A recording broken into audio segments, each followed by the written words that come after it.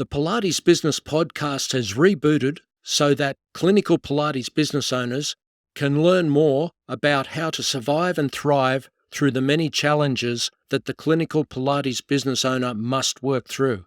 In this second reboot episode, we also explain why the Pilates Business Podcast had to take a break, and more importantly, how and why it will help you as a clinical Pilates business owner. Will you listen and learn the business development strategies of other successful clinical Pilates business owners? There is one sure way to get that done. Listen to this episode of the Rebooted Pilates Business Podcast and stay awesome. Welcome back to the Pilates Business Podcast, episode 2.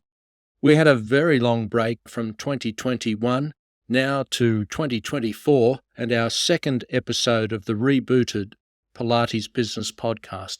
We really enjoyed episode 1, where we had Claire Gunther, my wife, my business partner, explain some of the challenges that we had over the last few years that made it so difficult to do this podcast and to progress some of those things that we would have liked to. We had to really concentrate on core business during what you other Pilates business owners and Pilates instructors out there will certainly recognize as a difficult few years. And we didn't talk much about this, but in that last year, in 2023, we had the exploding interest rate. If you had a business loan of some sort, and as we explained in our previous episode, we had 2 studios where we owned the studio spaces. They were owned via some loans. Partly we owned them and partly the bank owned them. We sold one that worked very well, then brought our clients across to the other Pilates Can studio in Manuka, which is now owned by our self-managed super fund, which is a really good way to go. But of course, self-managed super fund lending is a little bit more expensive. So as interest rates rose through 2023, and perhaps they will some more in 2024, we'll see, we found that put on more pressure, of course, on the bottom line, more pressure on us as a business, but also more pressure on our clients as well. They had less money to spend. Our clients are generally fairly well off to afford personal training or semi-private personal training in Pilates. However, high interest rates, they do affect everyone, and that's what they're designed to do, to dampen the spending. That creates pressures on the business, on the bottom line, and certainly gives justification for our price rises. But we already had justification for the price rises. Many things had already gone up in terms of our costs in comparison to what we were able to bring in during those years between 2020 and 2023. So here's to a better 2024 and being able to move ahead. One of the ways we're looking at doing that is by learning from our industry, helping our industry to learn about business development for clinical Pilates studios in particular. And we'd like to invite you to provide feedback for us so that we can provide the right subjects here at the podcast. With that, I'd like to thank Claire for her wonderful contribution last week to the podcast. And just to define her role a little bit, she doesn't only do Pilates. She's certainly our chief instructor. She has over 20,000 hours of professional Pilates delivery, does a fantastic job along with all of the other Pilates instructors on our team. She also does the accounts. She pays the pays to the dozen or so staff that we have working with us here locally and also remotely on our admin team. That's, of course, a very important thing. If you don't pay your staff on time every time, you're going to suffer the negative consequences of that, of course.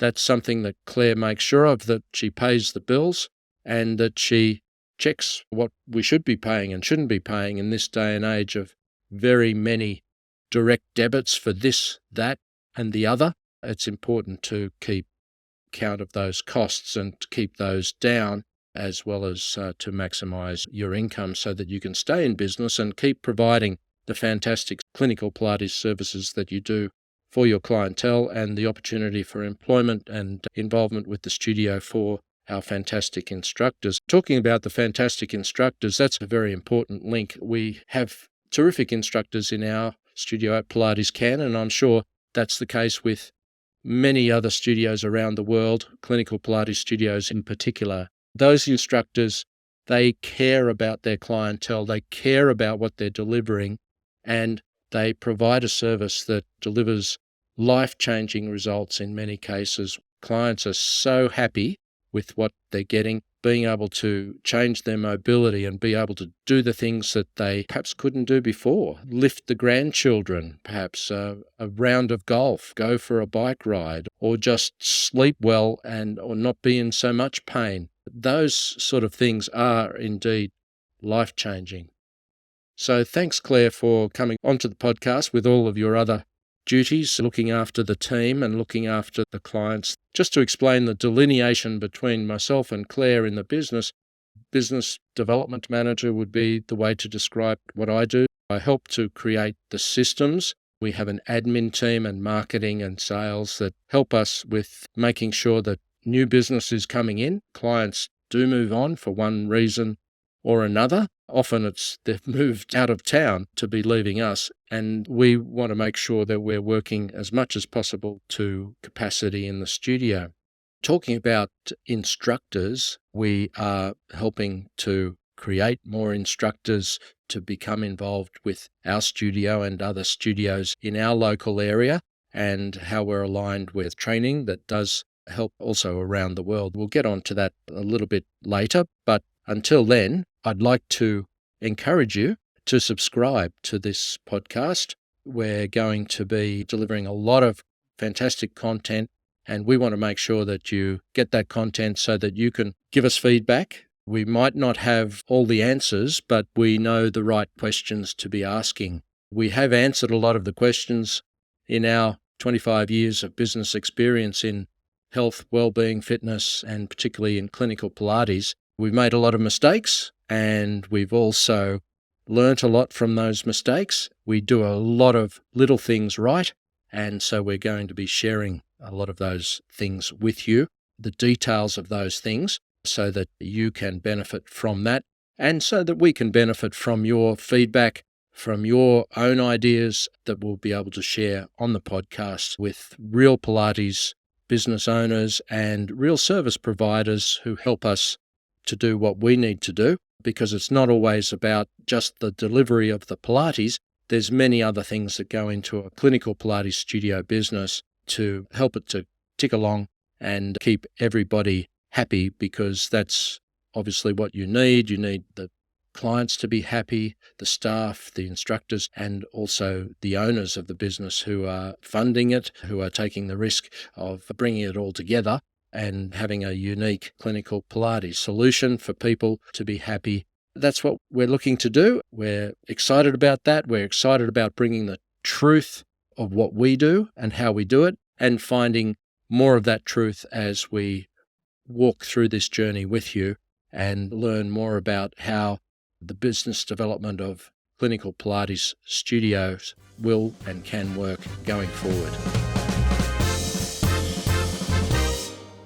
You may be wondering, what are the reasons why we're back with the Pilates Business Podcast? We decided that we wanted to come back both into business after COVID and during COVID, because we're good at what we do. We're certainly got a lot to learn as well. And this process of creating and publishing a podcast, this allows us to both learn those things and share those things with you out there in clinical Pilates industry. We'll call it a day there for this short but important episode. Our next episode will be about clinical Pilates. We'll come up with a little definition if you're wondering if you fit into that, and also talk about our instructors and how important it is having people with the specific training and experience. We can't do what we do without fantastic instructors. So we'll talk about that important link in episode 3. Looking forward to talking with you again. And until that time, stay awesome.